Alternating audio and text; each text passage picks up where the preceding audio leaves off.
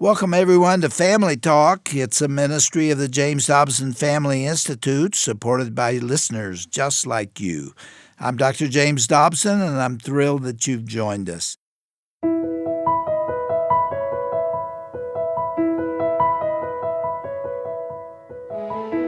Well, welcome back to Family Talk. I'm Roger Marsh, and today we are once again joined by our guest, Coach Joe Kennedy. Now, you may know him as the high school football coach who lost his job simply for the quote-unquote crime of praying silent prayers after football games. Joe Kennedy is a former Marine turned high school football coach. He found himself in the midst of a legal battle that made it all the way to the Supreme Court simply for taking a knee, bowing his head at the midfield stripe at the 50-yard line, and offering a silent prayer. Gary Bauer, our Senior Vice President of Public Policy here at the Dr. James Dobson Family Institute, will continue his conversation with Coach Kennedy as he'll share more about what he went through and how it has affected his life, especially his marriage. By the way, Coach Joe Kennedy's remarkable story has been made into a book called Average Joe, and now it's coming to the big screen. Average Joe, the movie, will be in theaters this Friday, and we encourage you to go see this outstanding and inspiring film. Coach Joe Kennedy is married to his lovely wife, Denise, and together they have 4 grown children. So without further ado, let's join Gary Bauer and Coach Joe Kennedy right here, right now on Family Talk. Welcome back to Family Talk. I'm Gary Bauer. It's great to be with you. Well, I hope you were tuning in yesterday because you heard a great conversation with a man that is affectionately known as Coach Joe, the high school football coach that stood up in Washington State for religious liberty, fought an incredible battle that went all the way to the Supreme Court, won at the Supreme Court, and because of Coach Joe, you and your family and your children have stronger religious liberty now than any time in the last 50 years. Because of the Supreme Court decision that was made as the result of Joe's case. So, Joe, welcome back to Family Talk. Let's get right in it because I know people want to hear the rest of the story. Awesome. Thanks for having me back and finishing this story because I think it's important that all Americans understand every detail and every aspect of it. Joe, there's actually studies on this among self-described atheists and agnostics. Measurements of public involvement in the life of America is actually sky high. If you use the measurement of registered to vote, regularly votes, talks to neighbors about issues, writes letters to the editor, you just keep going down the list. Among atheists and agnostics, there's high involvement.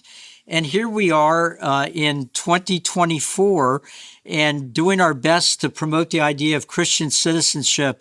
And Dr. Dobson still gets letters. I still get letters from not only Christians sitting in the pews, but sometimes from pastors saying, you guys, what are you doing? The Bible has nothing to do with politics. Well, our religious liberty and our other freedoms and the right to worship and all the rest of that ends up being settled in politics. Government's not going to save us, but government can certainly destroy us if we don't have the right people getting elected to office. So I want to keep bringing up for our audience that Coach Joe, is a perfect example of how we believe Christians should proceed with life in America in 2024. It's not 1950. Christianity is not the default position of the American culture. And we're seeing more and more examples, Joe, of people like you. There's Riley Gaines, this college student from University of Kentucky, a champion swimmer, and all of a sudden she found herself being forced to swim against men who claimed they were women. And she spent some time with us to talk to us about one night as she was bemoaning her fate. It hit her that, well, wait a minute, why was she waiting for everybody else to stand up and do something about this? She was going to stand up, that's what God wanted her to do. And now a whole movement has started, just like what you did, literally ended up causing a change in the law of the United States, strengthening religious liberty. Now, Joe, you mentioned that your wife played an integral role in bringing you to Christ. She was also not just a bystander in all of this, right? Tell us about the conflict, the sort of contradiction your family found itself in because both you and your wife worked at the school district. Right. Not only did we both work at the school district, we had kids in the high school. We had two kids in the high school, one in the middle school. So this was very much involved in our family. We were all in with Bremerton. And when we say that she worked for the school district, she was a human resource director for the school district. So you can imagine what her job was when this makes headline news that the praying coach is in a fight with the school district over this.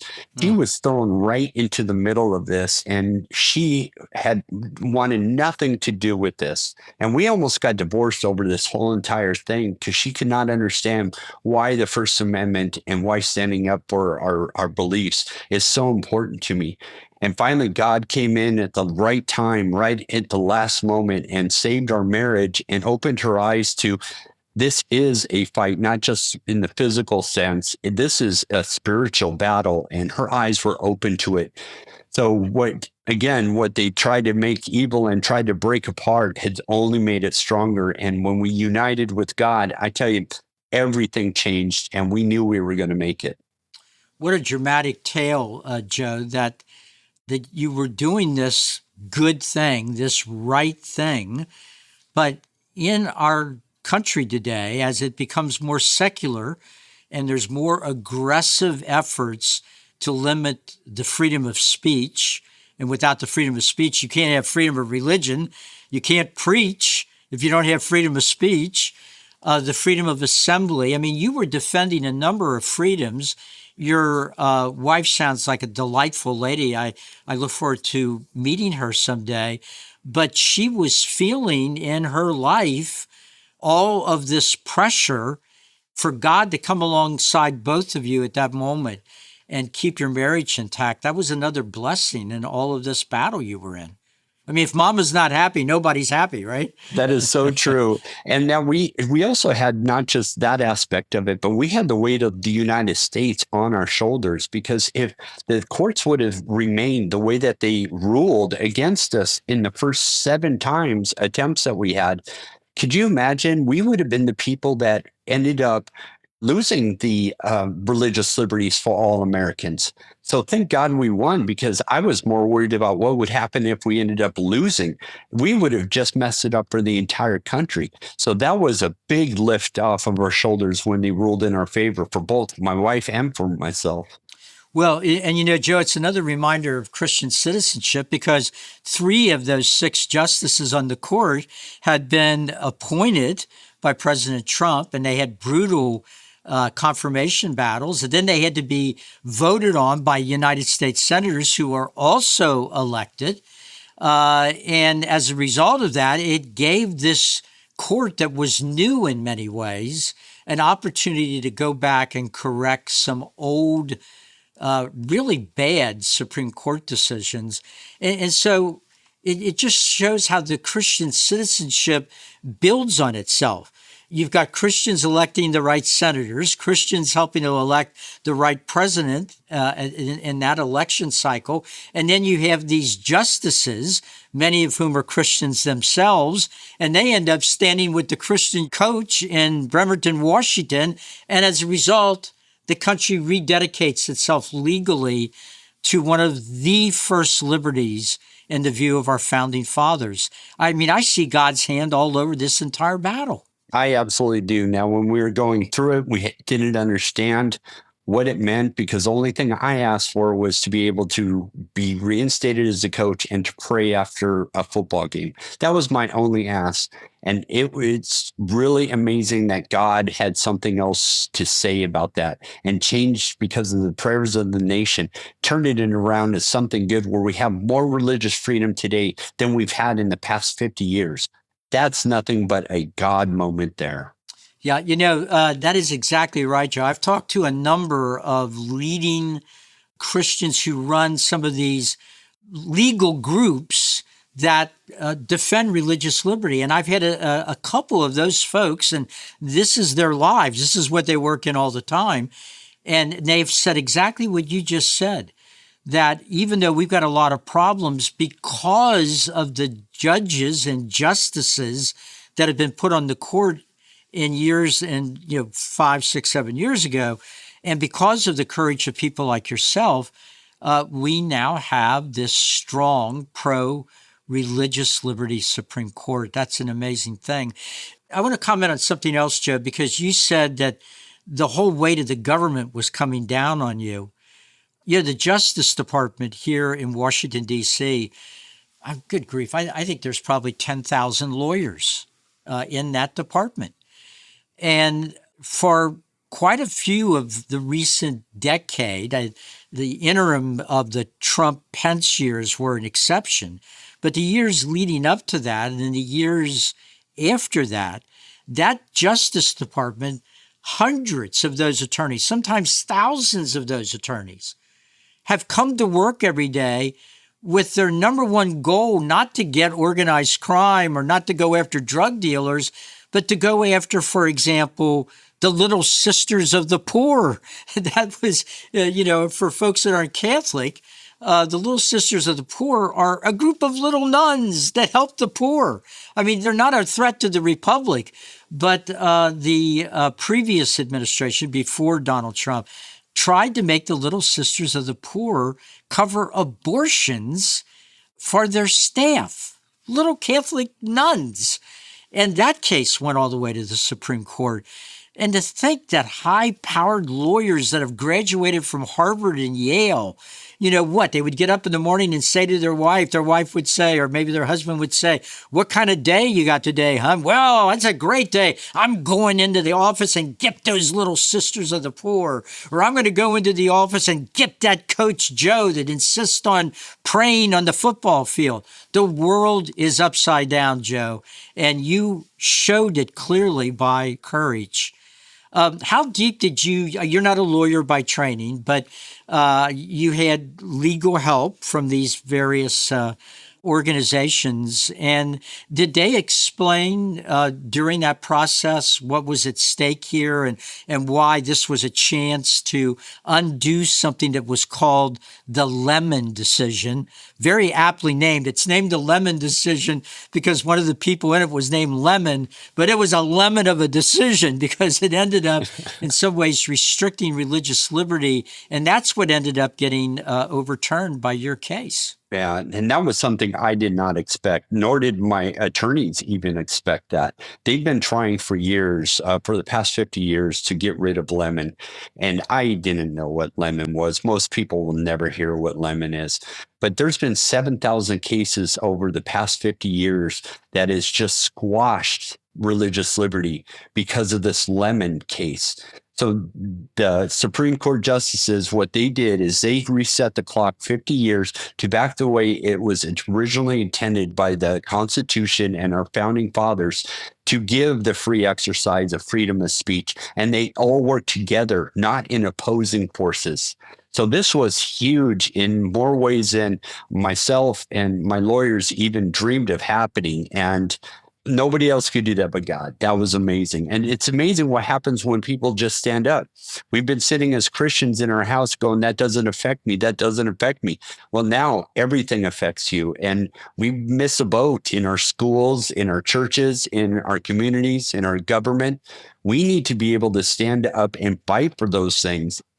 A friend of our ministry, Dr. Dobson's ministry, Eric McTaxis, has periodically said, it's not enough for Christians to sit in their living rooms watching Fox News and eating their Chick-fil-A.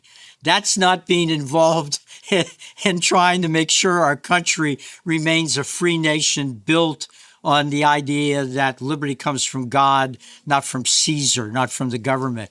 We've got to get out there, particularly at a time like this. So, Joe, what was the low point for you? Was it when your wife was feeling such pressure and it was straining the relationship? Were you tempted that maybe somebody else should pick the fight here? Maybe I need to retreat and take a second look at this? Or did you just know deep in your soul that this was something God wanted you to do?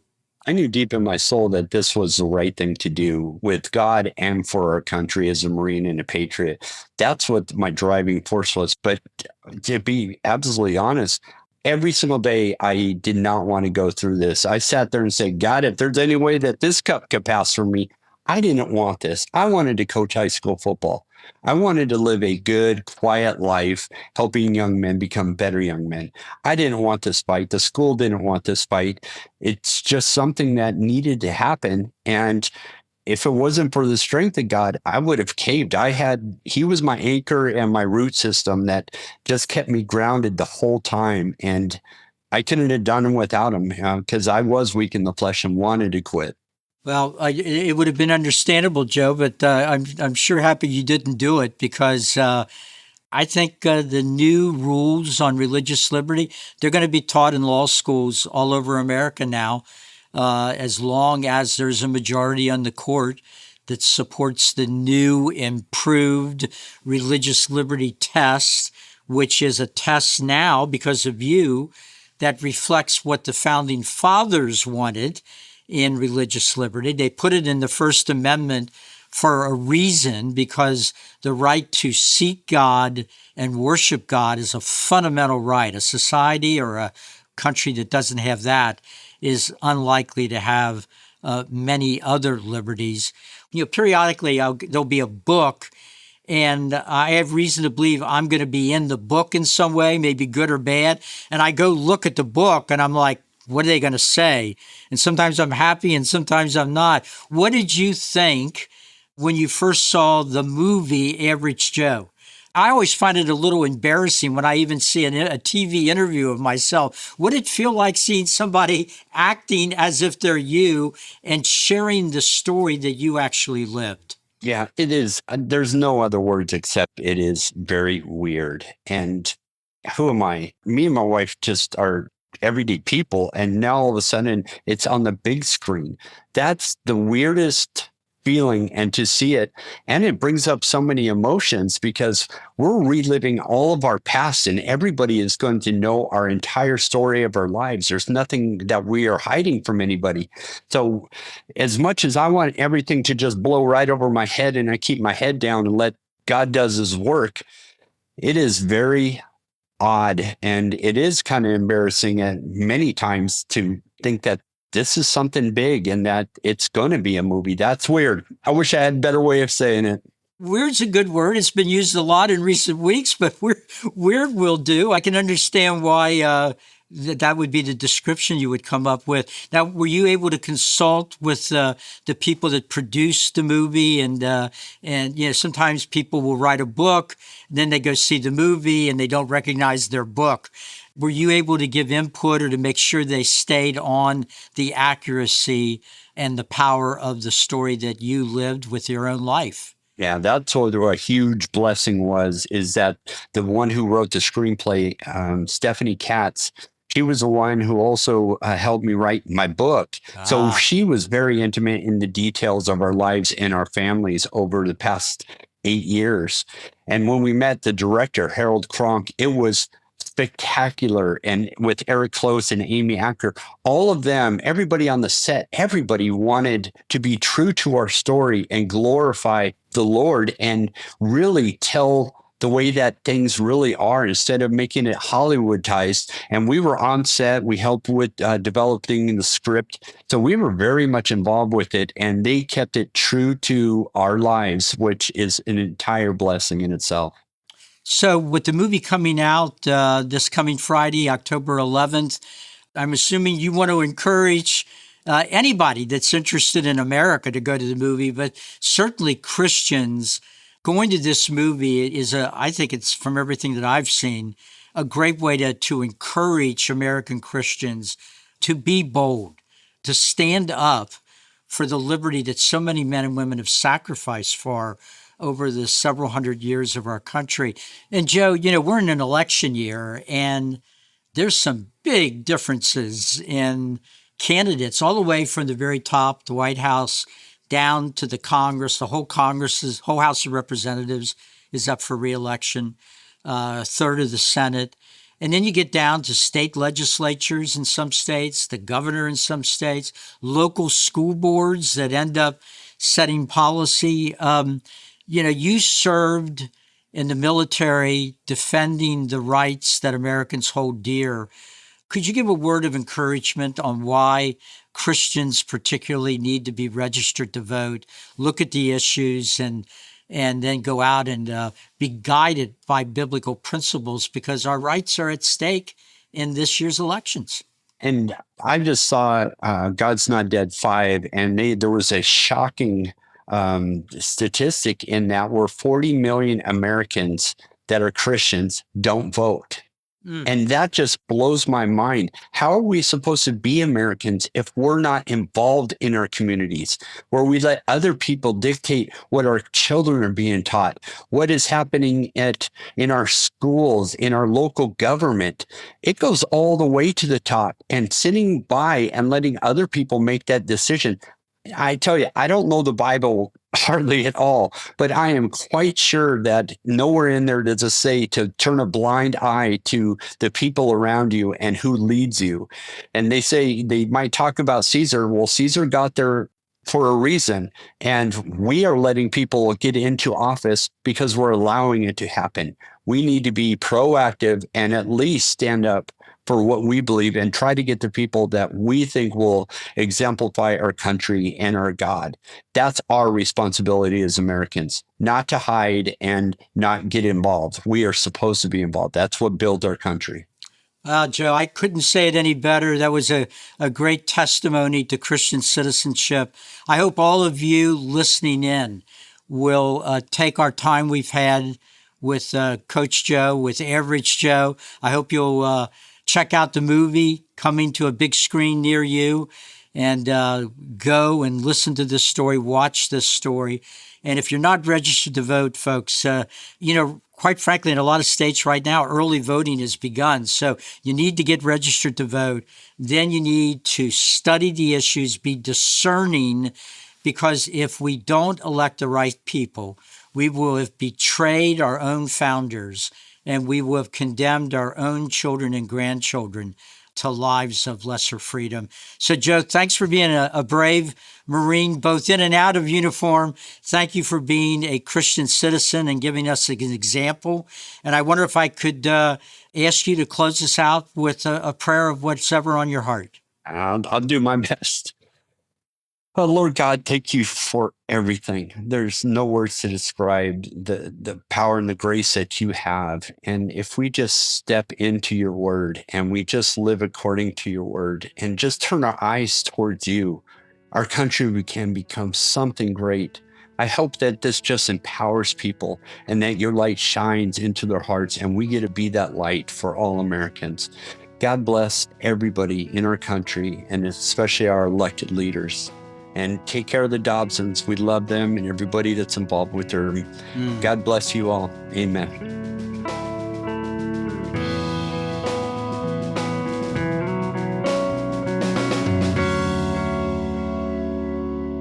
Well, what a great prayer from today's guest here on Family Talk, Coach Joe Kennedy.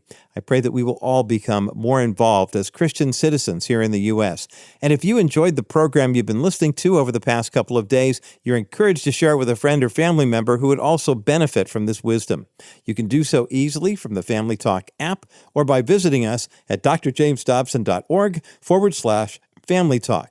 And while you're online with us, be sure you also learn more about Coach Joe Kennedy, his book entitled Average Joe. And if you love heartfelt movies, you'll definitely want to take the family to see Average Joe the movie, which will be in theaters starting this Friday. Can you believe that we are less than a month away from Election Day? I can't either.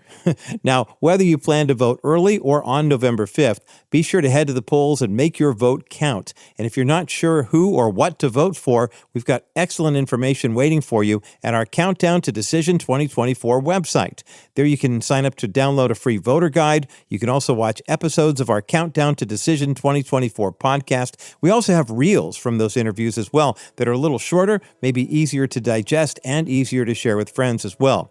New episodes episodes are posted each and every week. Kirk Cameron, Riley Gaines, Dr. Del Tackett, Pastor Sammy Rodriguez, and more, just some of the guests that we featured on the Countdown to Decision 2024 podcast. Put your faith and patriotism into action by casting your vote on or before November 5th. And make sure you get informed before you go to the polls by going to drjamesdobson.org/countdown-to-decision-2024. Well, I'm Roger Marsh. Thanks so much for listening to Family Talk, the voice you trust for the family you love. We'll see you next time.